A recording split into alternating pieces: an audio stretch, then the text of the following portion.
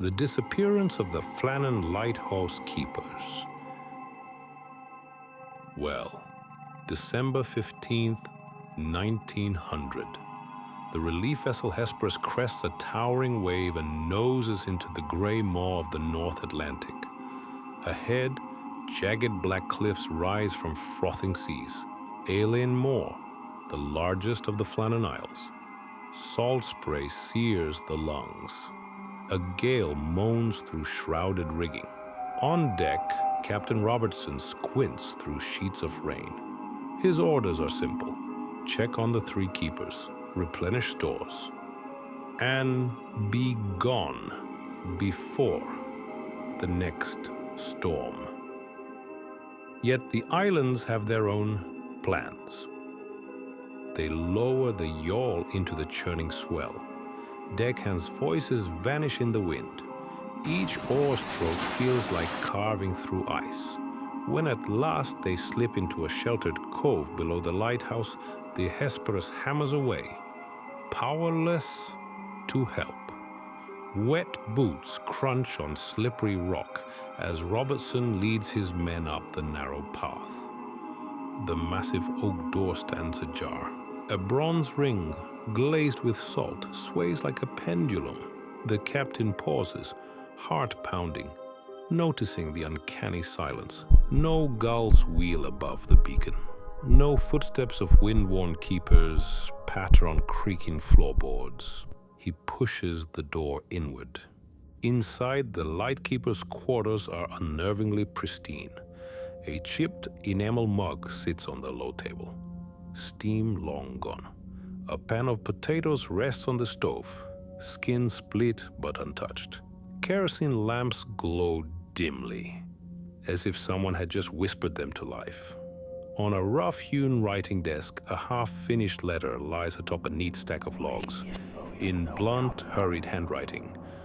Storm intensifies. We must... The sentence cuts off midway. Rain drums on small-paned windows. The only sound is wind shrieking through the lichen-cracked mortar. Robertson calls out. His voice trembles. Moore? Marshall? MacArthur? No answer. They fan out through the rooms. In the bunk room, cushions lie fluffed and neatly tucked. Beds never slept in. In the lamp room, 3 oilskins hang by the bench, still dripped with sea spray. On the stair landing, a single leather boot lies on its side. Its mate is nowhere to be found. Deeper in the lighthouse, the logbook rests open on a slanted desk. Last entry, signed Joseph Moore, reads, 14th December, 11 p.m. Sea calm, watch unchanged. Lights steady. Below it, a jagged blotch of ink, no name. No date, only a smear. Outside, the gale ratchets tighter. Waves slam the cliffs in thunderous applause. The swell lifts the windows. Water trickles down walls like ghostly fingers. Something about the neatness of it all chills Robertson to the bone. The keepers should have barricaded themselves. They should have left footprints across the peat floor. Instead, no sign of struggle. No sign of life. A sudden crash echoes from above.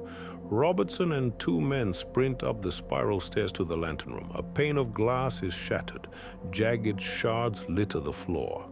The lamp stands overturned, its flame guttering. Beyond the broken window, a wall of spray blinds their eyes. Then they see it, a colossal swell barreling in, its crest knotted with green and white. It bears down on the lighthouse as if drawn by malice. Back! Back! Robertson howls, but the wind carries his voice away. He grabs a letter from the desk, scanning its blank second page. His blood runs cold. At the bottom, in a hand not Moore's, scrawled so faintly, it might be a trick of the light. They come from beneath. A shriek of wind almost obscures the sound. Footsteps, not theirs, clattering on the metal walk outside. 3 heavy treads, pacing around the lantern. Robertson yanks open the door. The wind surges in, ripping his coat back. He stumbles onto the narrow ledge. For a heartbeat, he thinks he spots movement, a shape hunched in the breaker's foam. Lightning cracks open the sky. The figure straightens. It's tall, too tall, limbs long and skeletal. Then, in an instant, the wave consumes it. The lantern room shudders. Robertson slams the door shut and braces his shoulder against the oak. The next impact rattles every pane. He stares at the letter, now stained with seawater. By dawn, the storm has spent itself. The Hesperus returns, ropes creaking against the mast. Robertson's crew rows ashore to reclaim the yawl. Empty. No bodies, no trace of the keepers. Only the overturned lamp, the single boot, and the unfinished letter, trembling in the morning light. They burn what remains to drive out the chill, yet no fire can banish the lingering dread. Back on deck, Robertson holds the letter out to the sea. The wind snatches it away, tearing it into scraps that drift like specters across the water. He watches them vanish into mist. To this day, mariners crossing the Flannan Isles speak of a pale beacon rotating in the storm. Though the lenses are gone, they tell of hushed whispers carried on roaring gales, and some claim that when the wind dies, you can still hear three voices beyond the wall, murmuring a warning not to come any closer. The vanishing of the Sodder children. The night air in Fayetteville sits cold and still, the hush of winter pressing in as the Sodder family gathers around their crackling hearth. Inside, evergreen boughs scent the parlor. Stockings hang from the mantel, stitched with each child's name. Jenny Sodder watches her husband, George, adjust the strings of Christmas lights, their warm glow dancing on her children's eager faces. Outside, a biting wind rattles the eaves, an ill omen she cannot yet name. By midnight, the house will be nothing but ash. By dawn, 5 of their children will vanish without trace. And for 20 lonely Christmases thereafter, Jenny will wake with the same ache. The empty chairs, the silent rooms, the unanswered question that claws at her heart. For years, George and Jenny refused to accept the grim verdict of local authorities that their children perished in the flames of a Christmas Eve fire. No bodies were ever recovered from the rubble, only charred timbers and the lingering scent of smoke. Instead, the Sodders held fast to their conviction that someone, somewhere, had spirited the 5 away. They pored over every scrap of evidence, burns on the front porch that suggested someone fled through a rear door, eyewitness accounts of a lone, unmarked car speeding down Route 16 just before dawn, strange phone calls in the dead of night, lines crackling with what sounded like children's laughter, then abrupt silence. Neighbors whispered that Jenny's grief had blossomed into obsession. But she carried on, stapling, "Have you seen us?" posters to telephone poles, interrupting holiday dinners to ask visiting lawmen, "Are you certain there were no remains?" George, exhausted but steadfast, began renting billboards along 2-lane highways, their faces emblazoned in black and white. Maurice, Martha, Louis, Jenny, and Bobby, frozen at ages they would never outgrow. Through it all, the memory of that sleepless Christmas Eve remained vivid. How the family had gone to bed after tucking in the youngest, only to be awoken by the smell of smoke. How George had smashed through a boarded-up window to rescue Jenny. How they searched the backyard through choking haze, but never found their children's voices calling them home. It was nearly Christmas of 1953, 8 years since the fire, when Jenny found the envelope on her porch, tucked beneath a broken icicle. The creamy paper was thick and heavy with age, the flap sealed without a stamp. No return address. She broke the seal with trembling fingers. Inside lay a single slip of stationery bearing 5 simple words, penned in an angular, unfamiliar hand. 5 are alive. 194. Widow Sauder. Beneath the message, pressed between the pages, was half of a faded photograph. The right side cut cleanly away. The remaining half showed a lanky teenager in a dark coat standing before a roadside sign marked Route 194. The smile on his lips was unmistakable, Maurice's grin. But the handwriting on the back was not his. Jenny's breath caught. She turned the photograph over again and again, hoping the missing half would reveal itself on the floorboards. Only the note remained. The number 194 echoed in her mind, a cryptic clue pointing somewhere out there, beyond every map she'd ever studied. At dawn, George and Jenny drove the winding stretch of Route 194, hearts pounding with equal parts dread and hope. They passed lonely crossroads and shuttered diners, each mile a reminder of how far they'd come and how little they truly knew. No flaring lights, no familiar laughter. Only the cold wind that rattled their car windows as if mocking their quest. Back at the old homestead, they pinned the half photograph to the bulletin board, leaving space for the vanished half. Jenny stared at it long after George had gone to bed, until the lamplight flickered out and the parlor was cast in deep shadow. Sometimes, just before sleep, she thought she heard a faint tap at the front door, a soft shuffle on the porch, tiny footsteps echoing against the wood. Her heart would leap. But when she threw open the door, there was nothing but snow drifting over the threshold. And so the Sauder house remains half lit by Christmas hope and half shrouded in mystery. The note, 5 are alive. 194 lingers on the mantel, a promise with no end. Jenny, stubborn as the mountain winter, keeps it there, certain that one day someone will bring her the other half of that photograph. And with it, the final piece of her family's shattered Christmas. The disappearance of pilot Frederick Valentich. October 21st, 1978. The sun dips low over Cape Otway, casting the airstrip in a molten glow. Cessna 182 LN2466D idles at the end of runway 15, its engine's steady hum vibrating through the asphalt.